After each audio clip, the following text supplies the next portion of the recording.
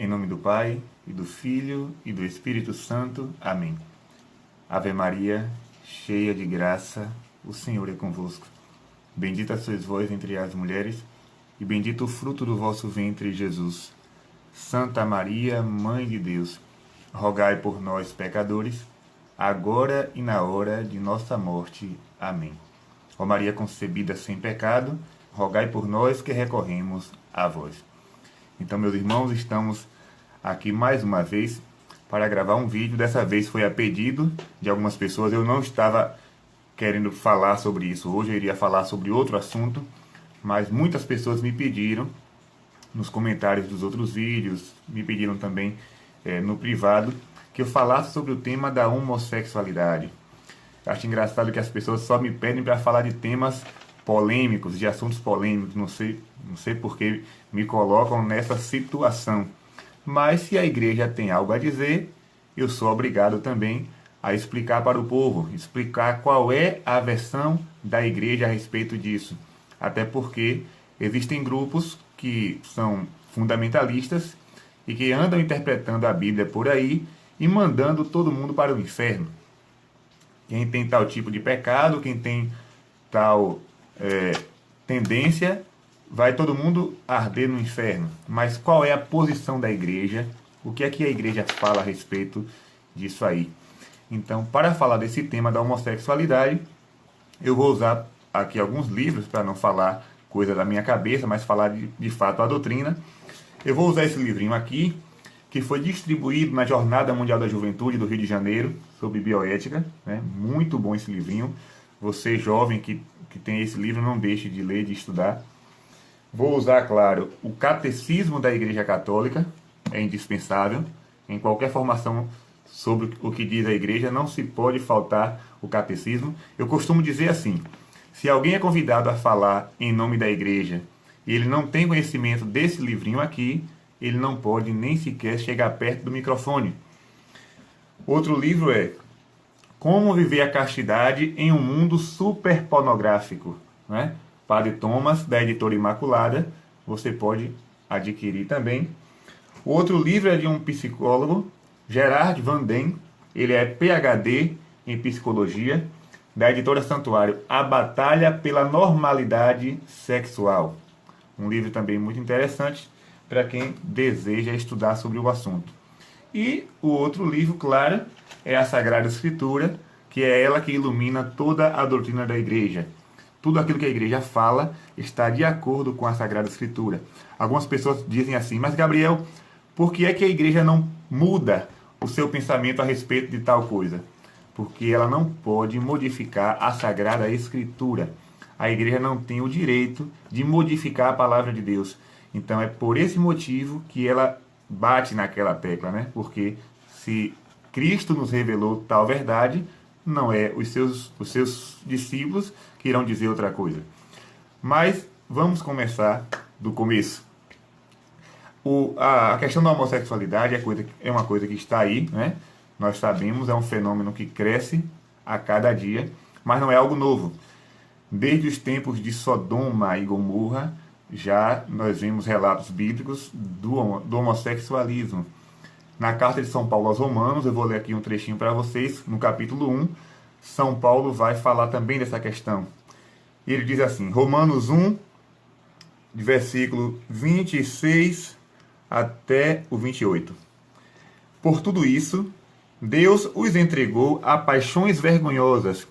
Tanto as mulheres substituíram a relação natural por uma relação antinatural, como também os homens abandonaram a relação sexual com a mulher e arderam de paixão uns pelos outros, praticando a torpeza homem com homem, e recebendo em si mesmo a devida paga de seus desvios. E porque não aprovaram alcançar a Deus pelo conhecimento, Deus os entregou ao seu reprovado modo de pensar. Então São Paulo já vai dizer aqui, o homossexualismo é um pecado. Porém, a pessoa que vive a condição, né, de homossexual, ela pode não pecar. São Paulo está aqui condenando a prática. Por que isso? Naquela época, em Roma, existia um costume, né? A sodomia era um costume. Para que vocês tenham noção os jovens, né, os jovens do sexo masculino, eles tinham a primeira relação sexual com pessoas do mesmo sexo, né? Era diferente. Em vez de terem relação sexual primeiro com a mulher, eles iniciavam a sua vida sexual com o homem. Então era um costume no mundo romano, e é por isso que São Paulo vai escrever isso aqui para eles, né? O texto está dentro de um contexto. Mas nós vamos ver aqui que, biologicamente falando, a homossexualidade também não é algo normal. Vou falar aqui agora não do ponto de vista bíblico, mas do ponto de vista biológico. Vamos lá. O ser humano, ele passa por duas esferas. Primeiro a esfera biológica e depois a esfera da personalização. Na esfera biológica, é aquela que nós conhecemos, a questão dos hormônios, os órgãos sexuais, né? Nós temos a fase genética ou cromossômica. No zigoto já se encontra o DNA da pessoa. Por exemplo, se é mulher, teremos os cromossomos XX. Se for homem, teremos os cromossomos XY. Depois nós entramos na fase gonádica, que é aquela parte da formação dos testículos, substâncias que existem no corpo do homem, mas que não existem no corpo da mulher, por isso que as genitálias são diferentes. Então, do modo biológico, já existe uma diferença, né? É como diz aquele cantor Falcão: homem é homem, menino é menino, macaco é macaco e viado é viado. Mas temos também uma segunda esfera, que é a esfera da personalização. Já essa daí não nasce com a gente, ela é adquirida. Essa fase da personalização não é um fator biológico, mas é um fator social. A criança, ela vai crescendo em um determinado ambiente e ela vai adquirindo determinadas características, né? É o que nós chamamos de sexo social. Por exemplo, o hétero, ele tem uma integração do sexo biológico e do sexo social.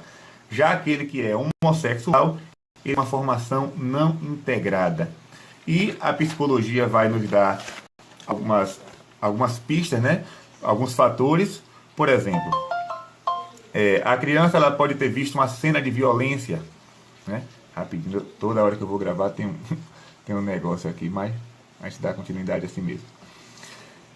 Falta de carinho da figura paterna ou da figura materna, ver a mãe chorar por alguma coisa na infância, se lamentar, né? A ausência da figura paterna, ou seja, são coisas que vai dizer a psicologia que vai influenciar nesse fator da personalização da criança. Como falei, no mundo greco-romano era comum a sodomia, e é por isso que São Paulo vai falar aquele tipo de coisa. Mas, voltando para esse tema aqui, o psicólogo Gerard Van Den, ele vai dizer também que a homossexualidade não é uma coisa normal, natural, e a mudança só ocorre quando há boa vontade. Ele vai dizer que vai acontecer uma mudança interna profunda em toda a emotividade neurótica. Esse psicólogo aqui trabalha com muitas pessoas que têm essa condição homossexual. Ele fala que muitos já conseguiram, né, sair dessa situação. Então, não é algo eterno, né? Quem tem os desejos de mudar pode sim. A igreja vai oferecer meios, a psicologia também. Não tem nada a ver com a cura gay de Marco Feliciano, né? Mas é um cuidado de mãe que a igreja tem para com seus filhos.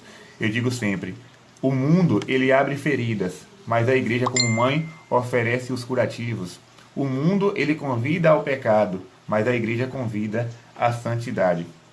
No catecismo da igreja, ela vai deixar bem claro que o homossexualismo é um pecado, porém, nós não somos convidados a condená-los nem a julgá-los. A igreja vai dizer o contrário. Essas pessoas merecem o nosso respeito.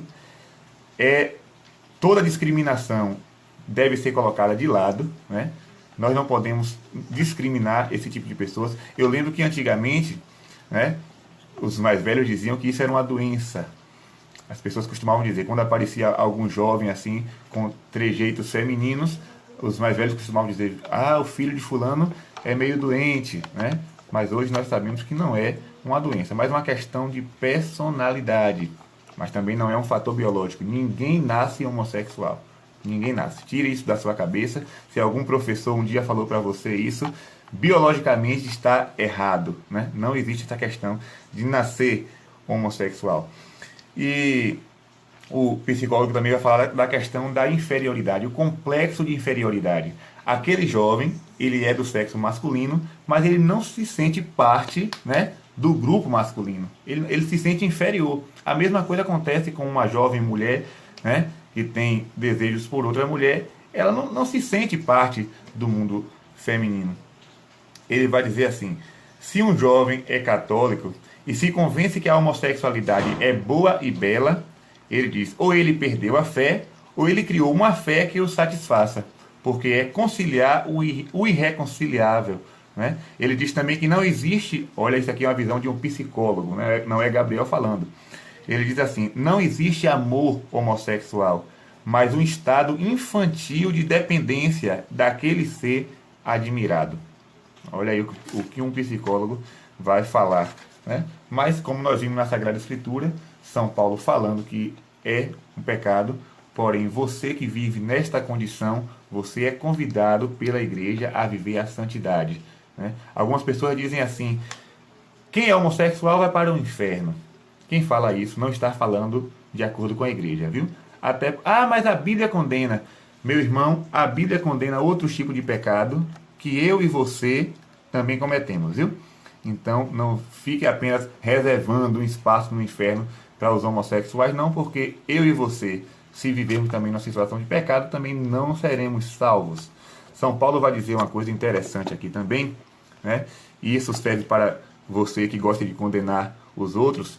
Ele diz assim, capítulo 2 da Carta aos Romanos: ó homem, tu que julgas os que praticam tais coisas, e no entanto as fazes também tu, pensas que escaparás ao julgamento de Deus? Né? Então São Paulo deixa um conselho: não condene ninguém, seja sempre uma mão misericordiosa. Claro, a igreja nunca vai dizer que não é pecado, porque a Sagrada Escritura já disse. Porém, ela não vai dizer que essas pessoas já estão condenadas. Pelo contrário, essas pessoas têm, assim como nós, héteros, a capacidade de viver a santidade. A castidade não é simplesmente para os homossexuais, não, viu? A castidade é para todos nós, e principalmente para os casados. A vida casta não é simplesmente para um grupo determinado de pessoas, mas todo cristão é chamado a viver a castidade. E outra coisa, tudo que eu falei aqui, a visão do psicólogo, a visão do catecismo, da Sagrada Escritura, é destinado aos que têm a fé católica. Porém, se você não comunga da fé católica, se você não tem a fé católica, você não é obrigado ou obrigada a crer em nada daquilo que eu falei aqui, nem concordar comigo. Você pode discordar, você pode ter outras ideias, né?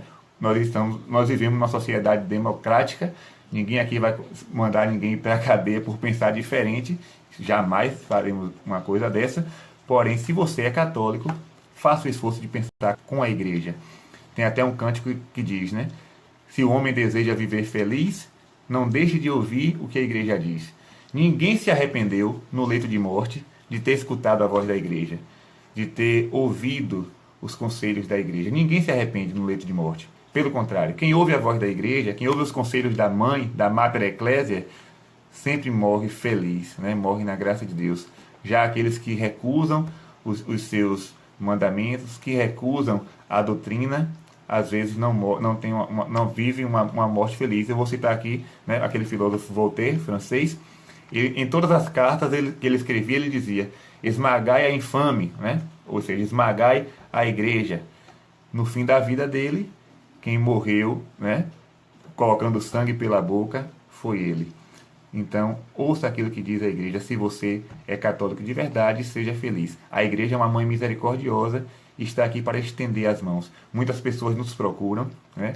Jovens que são homossexuais e que nos procuram chorando, viu? O mundo pode até dizer que isso aí é uma coisa bonita, que é uma coisa bela, mas quem escuta o choro dessas pessoas, quem escuta a lamentação dessas pessoas é a igreja, viu? É os padres nos confessionários que escutam o sofrimento dessas pessoas. E é por isso que a igreja vai dar uma palavra. O mundo, ele diz que é bonito, mas eles não estão nem aí para o drama dessas pessoas. Mas a igreja está, porque a igreja é mãe. Então, fica aí essa breve catequese podem procurar aqueles livros que eu falei, eu indiquei aqui, são livros muito bons. E que Deus nos abençoe e que nos livre de todo mal, de todo pecado e que nos dê a sua graça. O vídeo fica aí. Se você tiver algum assunto, né, que você queira aprender, que queira ser comentado aqui, você pode colocar nos comentários aí do vídeo. Gabriel, fale de tal coisa. Se eu souber, eu falarei. Se não, eu indicarei outras pessoas que são mais capacitadas para falar. Em nome do Pai, do Filho e do Espírito Santo. Amém. Nossa Senhora das Graças, rogai por nós.